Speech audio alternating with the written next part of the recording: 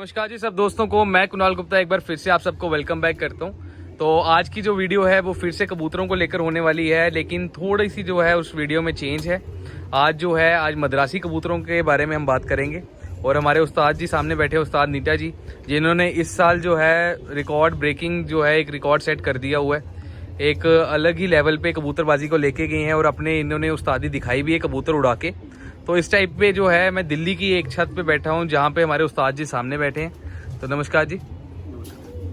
तो उस्ताद जी क्या हाल है आपका? बस बढ़िया जी, बहुत बढ़िया, फर्स्ट क्लास। तो उस्ताद जी पहले मैं चाहूँगा थोड़ा सा आप पहले बता दें, जो लोग नहीं जानते हैं आपके बारे में, तो कितने सालों से ये शौक चल रहा है? शौक तो मैंने बचपन से ही करा हुआ है, मतलब हो गए 41 साल, 40 से प्लस ही हो गए होंगे। मतलब 47 एज है मेरी, 4-5 साल के मैंने कबूतर रख लिए थे। सही, तो मतलब कि ये इसको कह सकते हैं कि 40 साल के करीब आपको हो गए शौक करते हो। और ये जो हाई फ्लायर इसका जो मद्रासी का जो शौक है अपना, ये करीब 15 साल से। सही। और 10 साल से मैं, मतलब 11 साल से 2010 से मैंने पहला टूर्नामेंट उड़ाया था, तब से आज तक मतलब कंपटीशन टूर्नामेंट ही बस ये चलता ही आता है। अब हमारे उस्ताद जी ने क्या रिकॉर्ड सेट किया है, किस तरह से कबूतर उड़े हैं, वो सब कुछ आगे हम जानते हैं, मगर उससे पहले थोड़ी सी जानकारी लेते हैं। उस्ताद जी आप ही बताएं, जो जाल इस टाइम पे हम आपके पीछे देख पा रहे हैं, ये 3 सेक्शन हैं, एक ये आपके पीछे 2 और ये 3। तो इन सेक्शंस के अंदर किस तरह से आपने कबूतरों को रखा है, कौन से कबूतर हैं इनके अंदर? एक में उड़ने वाले नर हैं सारे फ्लाइंग वाले, ठीक है। एक में मादीने हैं, और तीसरे में जो नई ब्रीड तैयार होती है वो सेट होते रहते हैं, जैसे बड़े हो गए नर मादी अलग कर देते हैं। ठीक है, तो मतलब कि एक में नर मादियाँ आपने अलग करके रखी हैं और एक के अंदर जो आपके तैयारी में कबूतर आ रहे हैं उनको आप फिर बाद में छांट लेते हैं। तो मद्रासी कबूतरों के बारे में मैं पहले थोड़ा कुछ जानना चाहूँगा। जैसे मद्रासी कबूतर हैं तो हमारे दिल्ली के अंदर किस तरह से बाजियाँ चलती हैं और दिल्ली से बाहर किस तरह से बाजियाँ चलती हैं? मतलब कि पूरा साल में चलती हैं बाजियाँ, खाली एक सीजन की होती है? नहीं सही, मतलब साल में 2 सीजन। साल में 2 सीजन दिल्ली के अंदर? हाँ जी, अक्टूबर नवंबर, और वहाँ अप्रैल लास्ट से शुरू हो जाता है और जून तक चलती है। एक गर्मियों की और एक सर्दियों की। ठीक है, और दिल्ली से बाहर भी यही सिस्टम रहता है? तकरीबन यही रहता है मद्रासी में। ठीक है, तो आपकी जो है एक साल एक सीजन में लगभग कितनी बाजियां तय हो जाती हैं?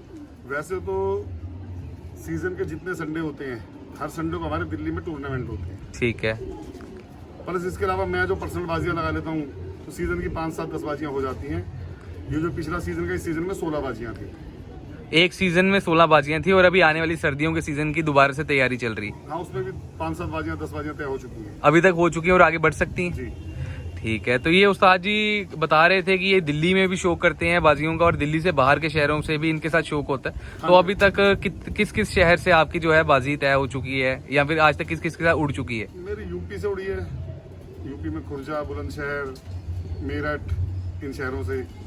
इधर हरियाणा में फरीदाबाद से। सही। और एमपी में पड़ता जबलपुर। सही। एक जबलपुर से भी।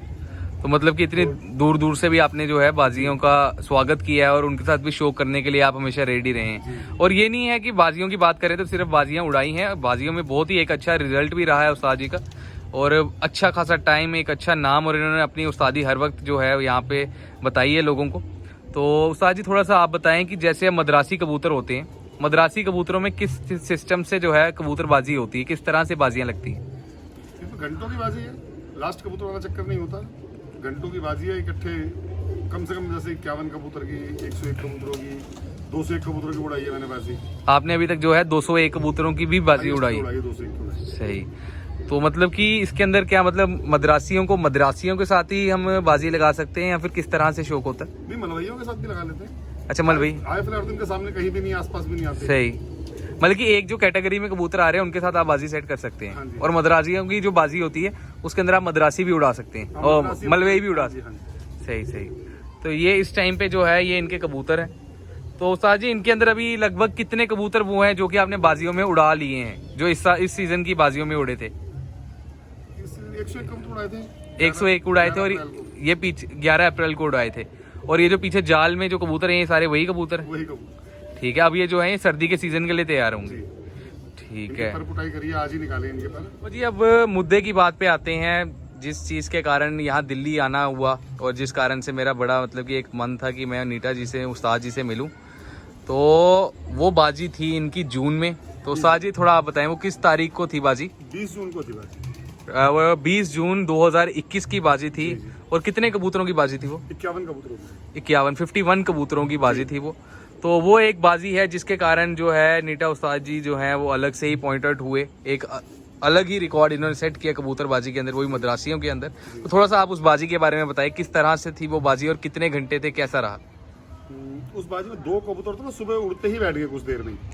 ठीक, बाजुओं में उनकी वो मतलब कि वो कैंसिल ही हो गए कबूतर। कैंसिल ही हो गए 2 तो। 51 में से 2 कैंसिल हो गए, रह गए 49। 49 फिर वो 49 कबूतर मतलब काफी हो गए। लेकिन अभी एक मिनट दिखाता हूँ, काफी लिखा होगा शायद। तो उसमें ऐसे टोटल घंटे कितने रहे थे उस्ताद जी?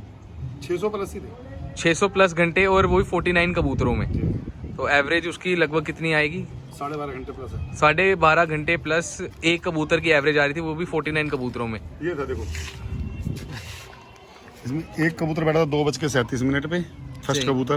दूसरा 2:44 पे, फिर एक कबूतर 4:42 पे, फिर एक कबूतर 4:45 पे, फिर 4:29 पे 4 कबूतर बैठे थे। अच्छा। फिर 5:04 पे एक, 5:34 पे एक, 5:36 पे एक, 5:40 पे एक, 5:42 पे 2 बैठे थे। सही। फिर 5:43 पे एक बैठा था, 5:52 पे एक बैठा था, 6:29 पे 4 बैठे थे, 6:30 पे एक बैठा था, 6:37 पे 3 बैठे थे, 6:48 पे एक बैठा था, 6:50 पे 3 बैठे थे, 7:05 पे 4 बैठे थे, 7:07 पे 3 बैठे थे, 7:08 पे एक बैठा था, 7:10 पे एक बैठा था, 7:12 पे 5 कबूतर एक साथ बैठे थे, फिर 7:14 पे एक बैठा था, 7:26 पे एक बैठा था, 7:34 पे 2 बैठे थे, 7:45 पे एक बैठा था, 7:51 पे एक बैठा था, फिर लास्ट कबूतर बैठा था 8:48 पे। तो मतलब कि 2:37 से लेकर 8 बज के उड़ता 48 हाँ जी। मिनट्स तक मतलब कि आपके कबूतर बैठने से ही जो है काउंटिंग में आने शुरू हो गए थे। और उसके साथ आपके जो घंटे बने थे वो 600 प्लस घंटे। 41 कबूतर 5 बजे के बाद बैठे थे। 41 कबूतर जो है वो 5 बजे के बाद ही बैठे हैं। हाँ जी। तो ये मतलब कि आप देख लें कि 49 में से 25 कबूतर 6:47 के बाद बैठे हैं। 25 कबूतर 6:47 के बाद बैठे हैं। हाँ जी। तो ये जो है ये हमारे उस्ताद जी की मेहनत थी। और साथ ही ये जितनी भी बाजियाँ जीती हैं ये तय खोल कर जीती हैं। अच्छा, ये खुले कबूतरों में बाजी नहीं, जैसे लोग गाँव के बैठ गए हैं कुछ कबूतर। 21 कबूतर इसमें 7 बजे के बाद थे। 21 कबूतर तो 7 बजे के बाद बैठे हैं, वो भी 49 में से। तो हमने ना तय खोल के बिठाए हैं अपने कबूतर। सही। हाँ, जब भी बिठाए हैं हमने तय खोल कर बिठाए हैं। मद्रासी कबूतर जो होते हैं, मद्रासी वैसे भी बहुत माने जाते हैं कि बहुत कबूतर उड़ते हैं, बहुत उड़ते हैं, लेकिन फिर भी उन कबूतरों में ऐसा रिकॉर्ड मैंने आज तक नहीं सुना। और ऐसा रिकॉर्ड जो है वो हमारे उस्ताद जी के छत से बनाया गया, इसी साल 20 जून को बनाया गया। 20 जून भी एक बड़ा पीक गर्मी होती है दिल्ली शहर के अंदर, वो भी इतने पोल्यूशन के अंदर, इतने क्राउड के अंदर। तो यहाँ से ये रिकॉर्ड बनाना बिल्कुल ही नामुमकिन सा लगता है, मगर उस्ताद जी ने करके बताया। और इसी के साथ साथ जो है ये अब आने वाले सीज़न की भी तैयारी में है। तो थैंक यू उस्ताद जी। तो बाकी उम्मीद है कि आप जो है ऐसे ही आगे और अच्छे अच्छे आपको फल मिलते रहें। बाकी आपको बहुत बहुत मुबारक है। तो इसी के साथ वीडियो में थोड़ा आगे चलते हैं। सीज़न की जो बाजियाँ थी 16 की 16 आपने विन की है। 16 की 16 जी। तो ये कबूतर जिस तरह से मैं देख पा रहा हूँ, इतने कबूतर 101 कबूतर तैयार करने के लिए कम से कम 200-300 कबूतर तो चाहिए। हाँ जी। ठीक है, तो ये सारे कबूतर आपकी ब्रीडिंग के होते हैं या फिर इन कबूतरों को आप अपनी चॉइस से पसंद करके उठाते हैं, क्या करते क्या? 90% तो ब्रीडिंग के ही हैं। ठीक है। फिर कुछ जैसे अपने दोस्त हैं, शागिर्द हैं, कुछ भाई हैं जिनसे प्यार है, वो 2-4 बच्चे भेज देते हैं। सही। जैसे एक जमुना पार में हमारे भाई हैं, सरताज भाई हैं, पीछे उन्होंने भेजे थे। एक फरीदाबाद में पप्पू भाई हैं, एक पंकज है। ये अपने 4-5 भाई हैं, मतलब एक दो के नाम जैसे नहीं रहता दिमाग में, तो नहीं बोल पाऊँ तो सोचे कि बारे बताए नहीं थे। एक शेखर भाई हैं। तो इस तरीके से मतलब 2 बच्चे को छोड़ गया, 10 को छोड़ गया, 6 को छोड़ गया, लेकिन काम वही 2-4-5 आते हैं उनमें से। तो आपके आगे 90% अपनी ब्रीडिंग है। 90% जो है आपकी ब्रीडिंग के ही हैं। तो बड़ा ही एक इन्होंने बताया किस तरह से ये कबूतर अगर इन्हें कभी लेने भी जाना हो तो कहाँ से लेके कहाँ तक कबूतर आप ले चुके हैं आज तक? कबूतर में फिरोजपुर से लेके कन्याकुमारी तक कोई जगह नहीं छोड़ी, हर जगह से लाए। मतलब कि पूरे इंडिया को आप घूम चुके हैं इन कबूतरों के कारण, और इन कबूतरों के लिए ही आप घूम चुके हैं। जी। ठीक है, तो ये इन्होंने जो है बताया अपनी बाजियों के बारे में। तो उस्ताद जी आपके शागिर्द भी होंगे, हाँ शागिर्द। तो शागिर्दों के छत से जो है अलग से बाजियों होती होंगी तय। तो दिल्ली के अंदर बाजियों का कैसा रहता है, मतलब कि शौक अगर किसी को करना? बाजियां नहीं लगती, बहुत कम लगती है। मैं ही हूँ जो बाजियां लगा लेता हूँ।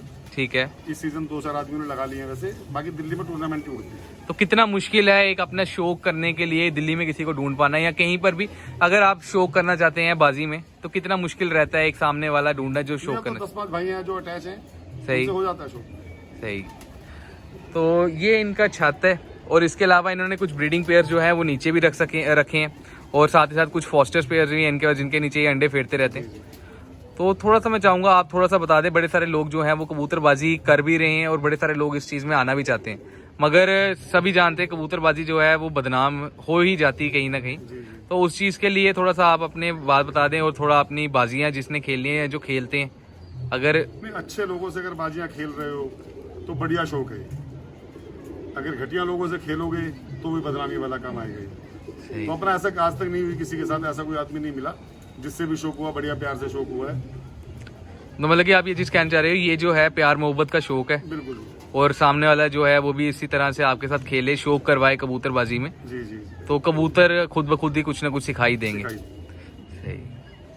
तो जी ये कुछ कबूतर इन्होंने अपने पसंदीदा कबूतर सामने लाए हैं। इनको सर आप ब्रीड भी कर रहे हैं या फिर क्या सिस्टम है? हाँ, ये ब्रीड वाले ही हैं। इसका जैसे इस कबूतर, ये जो कबूतर है ये मेरे ख्याल इंडिया में अच्छा फेमस कबूतर है ये। सही। इसको हम नेवला ब्रीड बोलते हैं अपने। नेवला ब्रीड। तो बड़ा कबूतर यही है, वो नेवला जो है। अच्छा, ये नेवला ब्रीड के नाम से मशहूर है ये कबूतर। ये हमने अपना प्यार से नाम रखा हुआ है इसका, नेवला ब्रीड। सही। इसको थोड़ा पास से दिखा दे। जो लोग मद्रासियों का शौक करते हैं और मद्रासी उड़ाते हैं तो वो अच्छी तरह पहचान सकते हैं इन कबूतरों को। और इस साइड क्या है जी? ये नफ्ते हैं जी, मद्रास वाले हैं। ये मद्रास से आए थे, चेन्नई से। ये चेन्नई से आए थे कबूतर यहाँ हाँ पर। जी। तो वो मद्रास से आने के बाद यहाँ तो रिजल्ट कैसा रहा होगा इनका? बहुत बड़े रिजल्ट है। मैं सारे यही उड़ाता हूँ। अच्छा, ज़्यादातर कबूतर दो ही ब्रीड है, इन्हीं को उड़ाता हूँ। सही। तो इसके साथ ही साथ एक और सवाल जो मैं पूछना चाहूँगा वो ये है कि कबूतरबाजी में इतने सारे कबूतर उड़ाने से ज़्यादा मुश्किल है उस कबूतर को संभालना और उसको बाजी के लिए तैयार करना। तो किस तरह से है आपका, मतलब कि किस तरह आप संभालते हैं या कितनी मेहनत लगती है इन कबूतरों को संभालने में? बहुत मेहनत लगती है जी, लेकिन मैं बचाऊँ इस मेहनत से, मैं नहीं करता। ये लाला भाई हैं, लाला भाई देखते हैं सबको, लाला भाई करते हैं। सही। यही तैयार करते हैं कबूतरों को, ये इनकी सेवा पानी करते हैं, परपुटाई वगैरह, मतलब शुरू से लेकर एंड तक सब कुछ लाला ही संभालता है। ठीक है। तो मतलब कि एक ये आपके बहुत हेल्प करते हैं इस काम में, इस शौक करते हैं सब कुछ। अच्छा, यही करते हैं सब कुछ। ठीक है। तो उस्ताद जी, अगर जैसे अब कबूतरों के बारे में ही अगर हम पूछा जाए तो कबूतरों को किस हिसाब से ब्रीडिंग में डाला जाता है? जो कबूतर, कुछ कबूतर होते हैं जिनको आप मतलब कि आप सिलेक्ट करते हो कि इनको आप ब्रीड कराना है या एक टाइम के बाद ब्रीडिंग में डालते हो? मैं कम से कम 3 साल के बाद। कम से कम 3 साल के बाद, मतलब कि 3 साल में उड़ने, जो कबूतर 3 साल अच्छा रिजल्ट उड़ के आता है उसी को ब्रीड में डालते हैं। मतलब ये लगभग 6 सीजन जब आप एक कबूतर को चेक कर लेते हो तो उसके बाद। और मद्रासी कबूतरों में कितनी मार है बाज बैरी की? जैसे हाई फ्लायर्स में आप बता रहे थे, हाई फ्लायर्स में ज़्यादा मार है कबूतरों में, तो मद्रासियों में कैसा है? ये शुरू में जब खोलते हैं इनको तब तो बाज इनको मार लेता है। सही। जब एक बार अपनी कैटेगरी में सेट हो जाते हैं ये फिर नहीं आते। मतलब कि जब ये अपने शरीर को कस लेते हैं, जब ये तैयार होने पे आते हैं, हाँ। तो उस टाइम पे फिर इनका बचाव है। इक्का दुक्का कभी फंस जाए तो अलग बात है, फिर रात नहीं आते। तो ये हमारे नीटा उस्ताद जी हैं जो कि दिल्ली में रहते हैं और इस साल का इन्होंने बहुत ही एक अच्छा रिकॉर्ड रहा कबूतरों में। 16 की 16 बाजियां एक ही सीजन की जीती हैं और अभी सर्दियों की तैयारी है जिनमें इन्होंने बताया 7 से 8 बाजियां इनकी तय भी हो रखी हैं और एक बढ़िया शो करने का इनको मौका भी मिल रहा है इस साल दोबारा से। तो इसके साथ ही अगर मैं चाहूँगा आप कुछ अपनी तरफ से कुछ ऐड ऑन करें कि किसी एक कबूतर शौकीन को जो चीज़ आप एक मैसेज जो देना चाहें। बस ये भी जैसे मैंने बताया भी, प्यार का शौक है, इसको प्यार से रखो। कबूतरबाजी जैसे आपने भी कहा कि बदनाम तो है ही। सही। कुछ लोगों ने करा हुआ है बदनाम, मतलब है नहीं बदनाम। ये इतना बढ़िया शौक है, इंसान कितनी टेंशनों में हो, कितना परेशान हो, जब कबूतरों में आता है तो अपना सारी चीजें भूल जाता है। मतलब कि एक आपको मेंटली रिलैक्स भी होते हैं और ज़्यादा कुछ मतलब कि परेशानी भी नहीं रहती इनके साथ। तो एक बार मैं चाहूँगा थोड़ा आप लॉफ्ट के अंदर थोड़ा सिस्टम बता दें किस तरह से आपने कबूतर, कोई भी एक लॉफ्ट।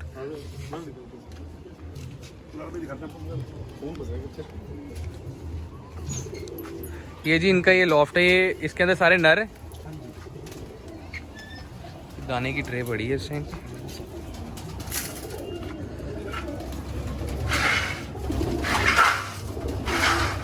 बहुत ही प्यारी तरह से इन्होंने सेटअप किया और ये नीचे देखो, ये लगभग कुछ 2 से 2.5 फीट इन्होंने नीचे रखा है जाल से, ताकि जितनी गंदगी है वो नीचे जाए और कबूतर साफ के साफ रहें।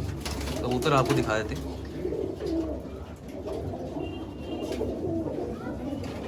मद्रासियों के बारे में जितना कुछ मैं पूछ पाया और जितना कुछ समझ पाया वो मैंने आपके साथ शेयर करने की कोशिश की है। तो इसके साथ ही साथ उस्ताद जी बहुत बहुत शुक्रिया आपका। कि आपने टाइम निकाला, और साथ ही साथ आपकी इस छत को और आपको मेरी और मेरी जितनी फैमिली है जो कि ये वीडियो देख रही है उन सब की तरफ से बहुत बहुत मुबारक हो, और उम्मीद है कि आने वाले सालों में इससे भी अच्छा हो और सब कुछ बढ़िया हो। ठीक है, आप आए, बड़ा अच्छा लगा।